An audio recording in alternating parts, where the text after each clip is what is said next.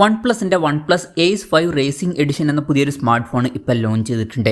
ഈ ഒരു വീഡിയോയിൽ നമ്മൾ നോക്കാൻ പോകുന്നത് one plus ace 5 racing edition എന്നുള്ള സ്മാർട്ട് ഫോണിനെ പറ്റിയിട്ടാണ്. പിന്നെ വീഡിയോ തുടങ്ങുന്നതിന് മുമ്പ് പറയാനുള്ളൊരു കാര്യം എന്താ വെച്ചാൽ, ഇതുപോലെ നിങ്ങളുടെ സ്വന്തം ഫോട്ടോ അല്ലെങ്കിൽ നിങ്ങൾക്ക് ഇഷ്ടപ്പെട്ട ഡിസൈൻ പ്രിന്റ് ചെയ്തിട്ടുള്ള മൊബൈൽ കേസുകൾ അഫോർഡബിൾ ആയിട്ടുള്ള പ്രൈസ് റേഞ്ചിൽ വേണം എന്നുണ്ടെങ്കിൽ ഇവിടെ ഒരു വാട്സപ്പ് നമ്പർ കൊടുക്കുന്നുണ്ട്. താഴെ ഡിസ്ക്രിപ്ഷനിലും കമന്റ് ബോക്സിലും ആ ഒരു വാട്സപ്പ് നമ്പർ കാണാം, നിങ്ങൾക്ക് കോൺടാക്ട് ചെയ്യാവുന്നതാണ്. ഇപ്പം നമ്മൾ ആദ്യം ഫീച്ചേഴ്സും കാര്യങ്ങളൊക്കെ നോക്കുകയാണെന്നുണ്ടെങ്കിൽ ഡിസ്പ്ലേയുടെ കാര്യത്തിൽ വൺ പ്ലസ് എയ്സ് 5 റേസിംഗ് എഡിഷനിൽ 6.77 ഇഞ്ചിൻ്റെ 1.5K റെസൊല്യൂഷനിൽ വരുന്ന ഡിസ്പ്ലേ ആണ് വരുന്നത്.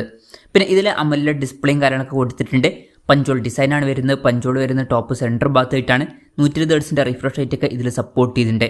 പിന്നെ ബ്രൈറ്റ്നസ് വരുന്നത് 1300 nits ആണ്. അപ്പം അത്യാവശ്യം നല്ല ഡിസ്പ്ലേ ഫീച്ചേഴ്സൊക്കെ ഈ ഒരു സ്മാർട്ട് ഫോണിൽ വരുന്നുണ്ട് എന്ന് തന്നെ പറയാവുന്നതാണ്.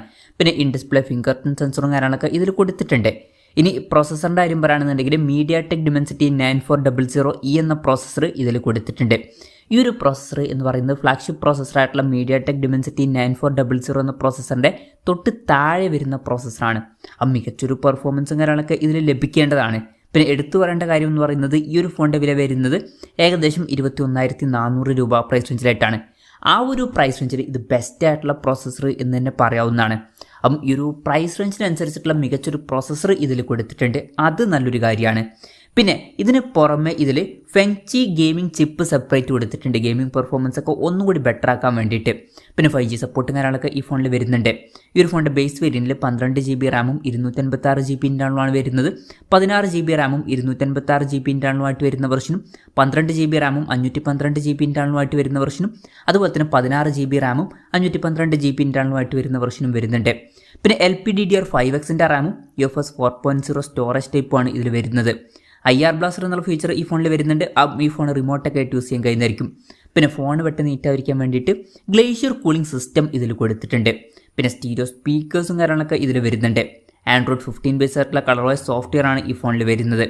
ക്യാമറയുടെ കാര്യം പറയുകയാണെന്നുണ്ടെങ്കിൽ ഫോണിൻ്റെ പിന്നിൽ ഡ്യുവൽ ക്യാമറ സെറ്റപ്പാണ് കൊടുത്തിരിക്കുന്നത്. 50 MP f1.8 അപ്പേഴ്സിൽ വരുന്ന മെയിൻ ക്യാമറ സെൻസറാണ് ഈ ഫോണിൽ വരുന്നത്. ഇതിൽ OSൻ്റെ സപ്പോർട്ട് വരുന്നുണ്ട്. പിന്നെ 2 MP ഒരു മോണോക്രോം ലെൻസേ ഇതിൽ കൊടുത്തിട്ടുള്ളൂ. Ultra wide angle lens missing ആണ്. അത് ഈ ഒരു പ്രൈസ് റേഞ്ചിൽ ഉണ്ടായിരുന്നെങ്കിൽ കുറച്ചും കൂടി നന്നായേനെ. അപ്പം ഈ ഒരു ഫോൺ എന്ന് പറയുന്നത് ക്യാമറ ഫോക്കസ്ഡ് ആയിട്ടുള്ള ഒരു ഡിവൈസ് അല്ല, മെയിൻ ഫോക്കസ് ആയിട്ട് വരുന്നത് പെർഫോമൻസും ഗെയിമിംഗ് ഒക്കെയാണ്. പിന്നെ ഫ്രണ്ടിൽ 16 MP f2.4 അപ്പേഴ്സിൽ വരുന്ന സെൽഫി ക്യാമറ ആണ് വരുന്നത്. അപ്പം ഓൺ പേപ്പർ ക്യാമറ സ്പെസിഫിക്കേഷൻ അത്ര മികച്ചത് എന്ന് പറയാൻ പറ്റില്ല. ബാറ്ററിയുടെ കാര്യത്തിലോട്ട് വരികയാണെന്നുണ്ടെങ്കിൽ 7100 mAh ബാറ്ററി ഇതിൽ വരുന്നുണ്ട്.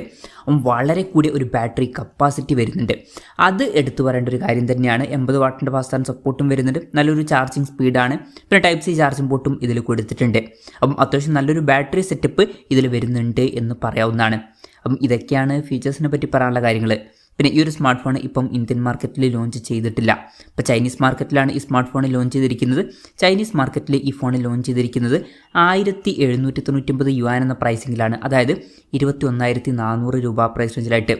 ആ ഒരു പ്രൈസ് റേഞ്ചിൽ ഈ പറഞ്ഞിട്ടുള്ള ഫീച്ചേഴ്സ് എങ്ങനെയുണ്ടെന്ന് വെച്ചാൽ വളരെ മികച്ച ബെസ്റ്റ് ആയിട്ടുള്ള പ്രോസസ്സർ ഇതിൽ വരുന്നുണ്ട്. നല്ല ഡിസ്പ്ലേ ഫീച്ചേഴ്സും മികച്ചൊരു ബാറ്ററി സെറ്റപ്പും കൊടുത്തിട്ടുണ്ട്. ഓൺ പേപ്പർ ക്യാമറ സ്പെസിഫിക്കേഷൻ അത്ര മികച്ചത് എന്ന് പറയാൻ പറ്റില്ല, എന്നാലും ആവറേജ് എന്ന് പറയാം, അത്രയേ ഉള്ളൂ. അപ്പം അത്യാവശ്യം നല്ല പ്രോസസ്സറുമായിട്ട് വരുന്ന ഈ ഒരു പ്രൈസ് റേഞ്ചിൽ മികച്ചൊരു ഫോണാണ് ഇത് എന്നൊക്കെ പറയാവുന്നതാണ്. നല്ലൊരു ബാറ്ററി സെറ്റപ്പും ഇതിൽ വരുന്നുണ്ട്. ഇനി ഇന്ത്യൻ മാർക്കറ്റിൽ ഈ ഫോൺ ലോഞ്ച് ചെയ്യുമെന്ന് ചോദിച്ചാൽ ചിലപ്പോൾ ലോഞ്ച് ചെയ്തേക്കാം. പക്ഷേ ഇനി ലോഞ്ച് ചെയ്യുകയാണെങ്കിൽ തന്നെ ഈ ഒരു പേരിലായിരിക്കില്ല ഈ ഫോൺ ഇന്ത്യൻ മാർക്കറ്റിലോട്ട് വരിക. വേറെ എന്തെങ്കിലുമൊക്കെ പേരിലായിട്ട് ഈ ഫോൺ ഇന്ത്യൻ മാർക്കറ്റിൽ ലോഞ്ച് ചെയ്തേക്കാം. ചിലപ്പോൾ നോഡ് സീരീസിലൊക്കെ ആയിട്ടായിരിക്കും ഈ ഫോൺ ഇന്ത്യൻ മാർക്കറ്റിലോട്ട് എത്തുക. എന്തായാലും അതിനെ പറ്റിയിട്ടുള്ള എന്തെങ്കിലുമൊക്കെ ന്യൂസുകൾ വരുമ്പോൾ അതിനെ പറ്റിയിട്ടുള്ള വീഡിയോസൊക്കെ നമ്മൾ ചെയ്യുന്നതായിരിക്കും. അപ്പം അതുപോലുള്ള വീഡിയോസ് കാണാൻ താല്പര്യമുണ്ടെന്നുണ്ടെങ്കിൽ ഈ ചാനലും സബ്സ്ക്രൈബ് ചെയ്യാവുന്നതാണ്. എന്തായാലും വൺ പ്ലസിൻ്റെ എയ്സ് 5 റേസിംഗ് എഡിഷൻ എന്ന പുതിയൊരു സ്മാർട്ട് ഫോൺ ഇപ്പോൾ ലോഞ്ച് ചെയ്തിട്ടുണ്ട്. ഈ ഒരു ഫോണിനെ പറ്റിയിട്ടുള്ള നിങ്ങളുടെ അഭിപ്രായം ജസ്റ്റ് ഒന്ന് കമൻറ്റ് ചെയ്യുക. അതുപോലെ തന്നെ ഈ ഒരു സ്മാർട്ട് ഫോൺ ഇന്ത്യൻ മാർക്കറ്റിൽ നിങ്ങൾ ഏത് പ്രൈസിങ്ങിലാണ് എക്സ്പെക്റ്റ് ചെയ്യുന്നത് എന്നുള്ള കാര്യം കൂടി ജസ്റ്റ് ഒന്ന് കമൻറ്റ് ചെയ്യുക.